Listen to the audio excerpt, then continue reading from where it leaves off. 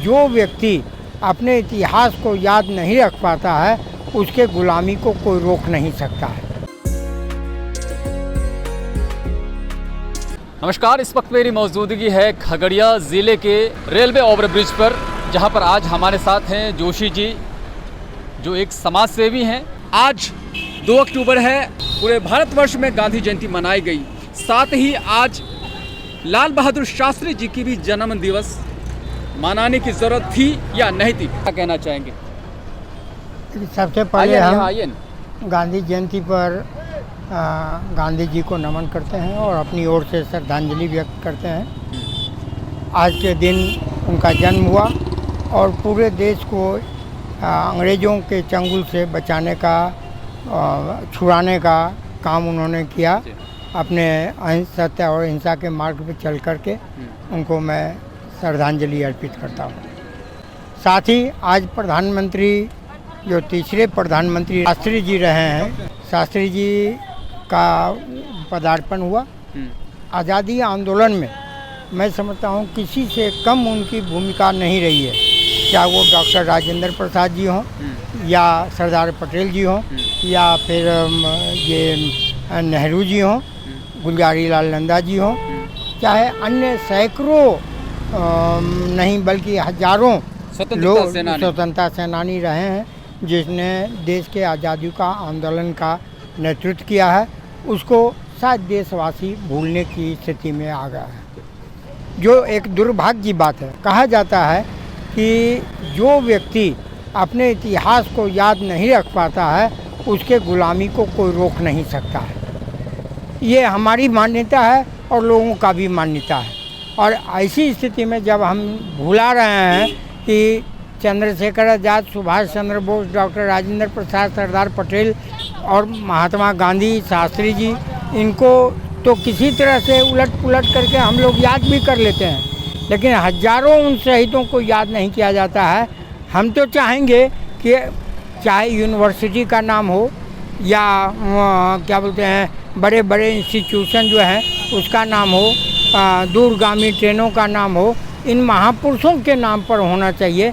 ये तेजस और कर्म भूमि और ये दिस दैट जो विभिन्न प्रकार के नाम रखे जाते हैं, कोई गरीब रखते हैं, कोई राजधानी रखते हैं, उसके जगह पर अगर इन महापुरुषों का नाम रखा जाए तो शायद देशवासियों को इसको याद करने में और सहूलियत होगी और स्मरण शक्ति बढ़ेगी। फिलहाल यह दुर्भाग्य की बात है कि शास्त्री जी जैसे ईमानदार देश के पथ प्रदर्शक के रूप में उन्होंने कार्य किया था और देश को आज़ादी के बाद जो अन्न का संकट हुआ उसमें उबरने का मार्ग भी उन्होंने बताया था, उसको हम आज के दिन में याद नहीं कर पा रहे हैं, भुला रहे हैं। यह दुर्भाग्य की बात है। साथ ही हम ये कहना चाहेंगे कि यह गलती देश के रहनुमाओं ने किया है, इसमें कहीं कोई दो राय नहीं है। ईमानदारी की बात करें तो कांग्रेस ने ऐसे तमाम क्रांतिकारी नेताओं को बुलाने का काम किया, जैसे हम एक उदाहरण के रूप में करेंगे 42 आंदोलन का सूत्रपात अरुणा असफ अली ने बम्बई में किया था, महाराष्ट्र में। उसको लोग कहीं किसी स्तर पर याद नहीं कर रहा, गाहे बेगाहे एक दो जगह याद कर रहे हैं। सुभाष चंद्र बोस जी हैं, उनको पश्चिम बंगाल का नेता बना करके लोगों ने छोड़ दिया, जबकि पूरे देश के लिए आज़ादी की लड़ाई उन्होंने लड़ी है। इसी तरह सैकड़ों नहीं हजारों लाखों में व्यक्ति हैं जिन्होंने देश का नेतृत्व किया है, क्रांतिकारी स्वरूप से भी किया है। और एक आश्चर्य की बात आपको हम बताना चाहते हैं इस अवसर पर कि कांग्रेस का जो गठन हुआ है वह 57 का जो गदर था पूरे देश में आज़ादी का, उसको रोकथाम करने के लिए कांग्रेस का गठन अंग्रेज़ों ने किया है। आपको यह बता दें हम कि अंग्रेज जैसे कि एक गांव में आग लग गई और कोई व्यक्ति जो है 2 किलो चूड़ा ले करके पहुंच जाते हैं, 2 गो मोमबत्ती लेके पहुंच जाते हैं, आधा किलो नमक लेके पहुंच जाते हैं और समझते हैं कि मेरा कर्तव्य का इतिश्री हो गया। उसी तरह कांग्रेस ने गाहे बेगाहे कभी उनकी याद कर ली हो तो अलग बात है, लेकिन कांग्रेस के किसी ऑफिस में हमको नज़र नहीं आता है सुभाष चंद्र बोस का फ़ोटो, हमको नज़र नहीं आता है लाल बहादुर शास्त्री का फ़ोटो, और तमाम योजनाएं जो विकास की चली वह सिर्फ नेहरू और गांधी के नाम पर। यूनिवर्सिटी है तो नेहरू और गांधी के नाम पर है, म्यूजियम है तो नेहरू और गांधी के नाम पर है। तो और उसके बाद बचा तो कोई संजय गांधी के नाम पर यूनिवर्सिटी है, लेकिन शास्त्री जी के नाम पर कांग्रेस के रहनुमाओं ने स्थापित किया हो, ऐसा कुछ नज़र नहीं आता है। फिलहाल यह कहना चाहेंगे कि अचानक जो आज़ादी के आंदोलन को दबाने के लिए कांग्रेस का गठन हुआ था, वह तो आज़ादी का आंदोलन का श्रेय उनको जाता है। उन्हें जलियांवाला बाग जो पंजाब में घटी थी दुर्घटना कहिए, वह जो घटी थी और लाला लाजपत राय की पिटाई अंग्रेज़ों ने खूब जम करके की थी, उसके बाद यू टर्न के रूप में कांग्रेस ने अपनी भूमिका बदली और आज़ादी के आंदोलन को अपना प्रथम मुद्दा, प्रथम एजेंडा बना करके और आज़ादी के आंदोलन का संघर्ष को शुरुआत किया। उसके पहले तो ये अंग्रेज़ों का पिट्ठू संस्था रही है। जो भी लोग जुड़े हैं कांग्रेस के वो उसकी चमचागिरी करते रहे हैं। आज़ादी का आंदोलन वास्तविक में वह जलियांवाला बाग के बाद जो घटनाएं घटी है, उसके बाद 1857 के बाद उस घटना से घटी है।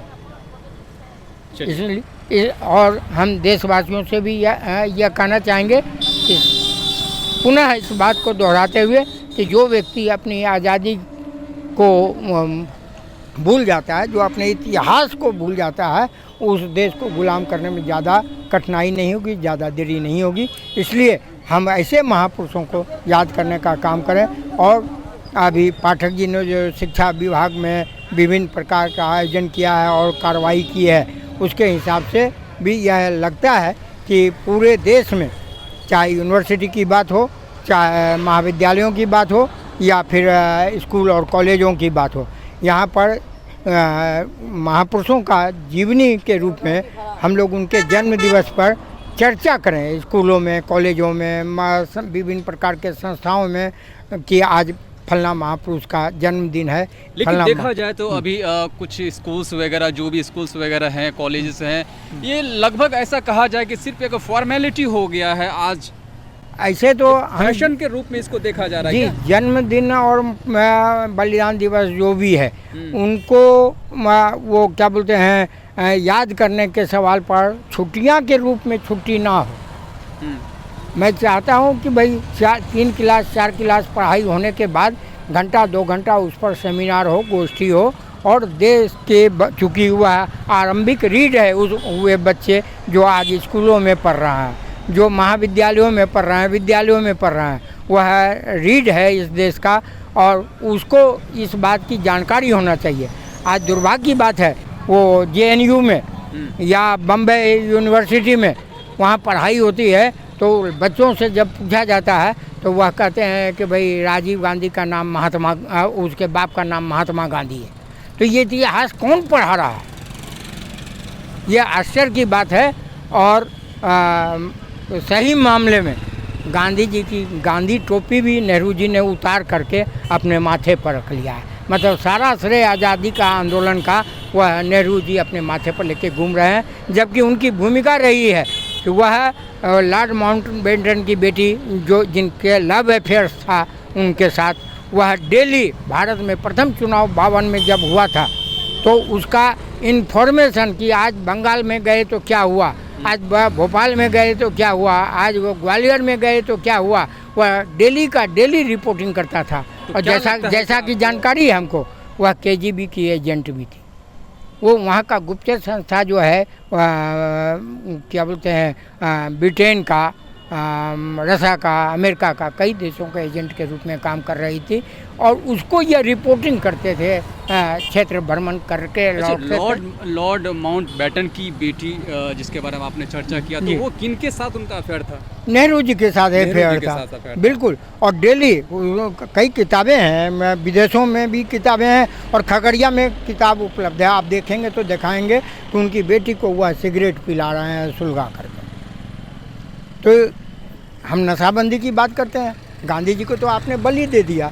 जब आज़ादी के 70 वर्ष के बाद भारत में जो है वह नशाबंदी की बात हो रही है, तो आश्चर्य की बात है। ये तो जिस समय देश आज़ाद हुआ उसी समय इसको लागू करना चाहिए। और तब हम कहेंगे कि भाई गांधी जी का आरक्षण के सवाल पर क्या बात था, वो क्या बोलते हैं दलित और पिछड़े लोगों के लिए क्या बात थी, कानून में न्याय के सवाल पर उनका क्या कहना था, उनका भाषा के सवाल पर क्या कहना था, ये सब जब तक इम्प्लीमेंट नहीं करते हैं तो मेरी आज़ादी आज भी अधूरी है, मेरा ये मानना है। तो कहने का ये मतलब है कि जब हम जितने भी स्वतंत्रता सेनानी हैं उनको अगर भूलते जा रहे हैं तो इसका मतलब है कि हम गुलाम होते जा रहे हैं। बिल्कुल, क्रमशः गुलाम होते जा रहे हैं। कहीं भारत देश फिर से वही गुलामी की जंजीर में बनते जा रहा है, जैसा कि इनका वक्तव्य था। बिल्कुल, आप देख रहे हैं कि पूरी दुनिया में आर्थिक मंदी आई हुई है और भारत जिस गौरव के साथ इसको आर्थिक मंदी को थोड़ा देर के लिए रोके हुए है, पूर्णतः नहीं रुका हुआ, थोड़ा देर के लिए रुका हुआ है, तो अब सारा मार जो है भारत पर आने वाला है। क्या लगता है, एक सवाल में गांधी जी का बताया हुआ रास्ता जो है रोजगार के संबंध में, वह सही रास्ता होगा। ऐसे जहां श्रम का ज़्यादा से ज़्यादा उपयोग होता है, क्योंकि आप जानते हैं कि भारत में श्रम जो है वह ज़्यादा है और विदेशों में जहां आपके यहाँ 140 करोड़ की आबादी है, विदेशों में कहीं 3 करोड़ है, कहीं 5 करोड़ है, कहीं 8 करोड़ है, कहीं 20 करोड़ और 18 करोड़ है। तो ऐसी स्थिति में वहाँ की जो आबादी है उसके हिसाब से उसको मशीनीकरण का आवश्यकता है, लेकिन हमारे यहाँ श्रम दिवस का ज़्यादा से ज़्यादा श्रमिक लोगों को रोज़गार मिले, इस योजना की आवश्यकता है। तो ज़्यादा से ज़्यादा हम ऐसे क्षेत्र में जहाँ श्रम का ज़्यादा से ज़्यादा उपयोग किया जा सकता है वहाँ पर गांधी की नीतियों से ही हमको निजात मिल सकती है, ये मेरा मानना है। और वैसे क्षेत्रों में मशीनीकरण का उपयोग नहीं होना चाहिए। चलिए, बहुत बहुत शुक्रिया, आप अपनी राय और प्रतिक्रिया ज़रूर दीजिएगा। जोशी जी से आज हमने चर्चा किया, इस पर आपका क्या कहना है, क्योंकि काफ़ी लंबी चर्चा हो गई है। किसी और मुद्दे को लेकर किसी और दिन हम मुलाकात करेंगे। फिलहाल अब तक के लिए धन्यवाद। मैं आनंद राज, जनवार्ता टाइम्स से।